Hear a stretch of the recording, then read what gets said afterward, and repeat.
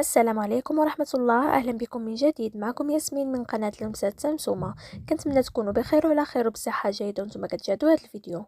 اليوم ان شاء الله غادي نشارك معكم بلاطو ديال ملوزة بكيلو وربع ديال البيان فقط، بثلاثة مكونات مختلفة، ملوزة بخليط واحد فقط اللي كتجي لذيذة بزاف ومعلكة وكتذوب في الفم. ان شاء الله تجربوها وتنال الاعجاب ديالكم. وباش ما نطولش عليكم غادي نخليكم مع المقادير وبطريقة التحضير. عندي هنا كيلو وربع ديال البيان، اي كاوكاو مقشر ومطحون. انا استعملت بيان بلدي اللي كيكون كبير.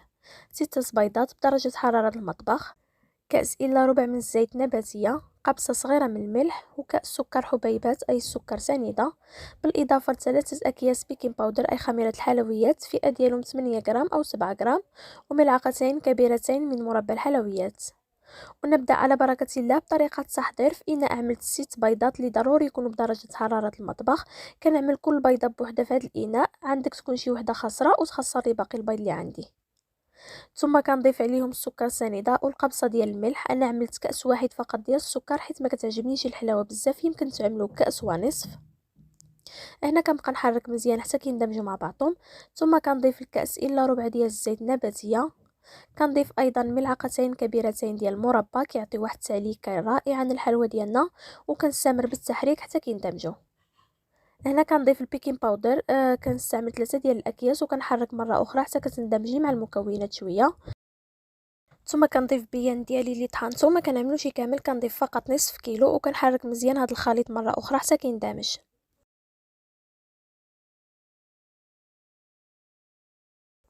هنا بعد ما كيتجانسوا كل المكونات كنقسم الخليط على 3. وبالنسبه للشكل الاول فانا احتاجت فيه السكر كلاصي وملعقه كبيره ديال الكاكاو الخام. كنجيب الخليط الاول وكنضيف عليه الكاكاو الخام، ثم كنضيف ايضا نصف الكميه ديال البيان اللي بقى، وكنحرك مزيان هاد المكونات حتى كنحصل على عجينه اللي كتكون كتجمع لكن في نفس الوقت كتلتصق في اليد. خلوها خفيفه شويه باش تجي معلكه. بعد ما كيتجمع العجين كنشكل منه كرات وكندوزهم في السكر كلاصي، وكنعملهم فوق صينيه مفروشه بورق المطبخ وكنضغط عليها من الاعلى بالشكل اللي كيبان لكم في الفيديو. وكنستمر بنفس الطريقه حتى كنسالي باقي الخليط. وكنتقلون الخليط الثاني اللي كنحتاجو فيه السكر كلاصي، 2 كؤوس ديال الكوكو اي جوز الهند، بالاضافه للكركاع للتزيين. انا كنضيف كوكون الخليط ديالي وكنحرك كل هاد المكونات مع بعضهم حتى كنحصل على عجينه خفيفه. بعد ذلك كنشكل منها كرات بنفس الحجم ديال الشكل الاول، وكنفند الكرات ديالي في السكر كلاصي وكنزين مكركعه من الاعلى وكنعملها في الصينيه.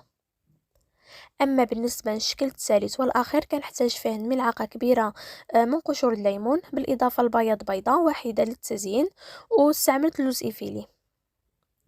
كنجيب الخليط وكنضيف عليه الكميه المتبقيه من بيان، كنضيف ايضا قشور الليمون وكنحرك مزيان حتى كيندمج الخليط.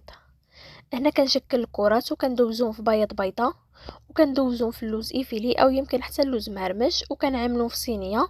وهكذا كنستمر بنفس الطريقه حتى كنسالي كلشي، وكندخلوهم للفرن ساخن على درجه حراره 180 وكنخليهم حتى كيطيبوا ويتشقوا.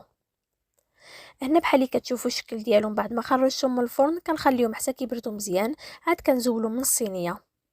وهنا هذا هو الشكل النهائي ديالهم، كيجيو هماويين ورائعين في المذاق.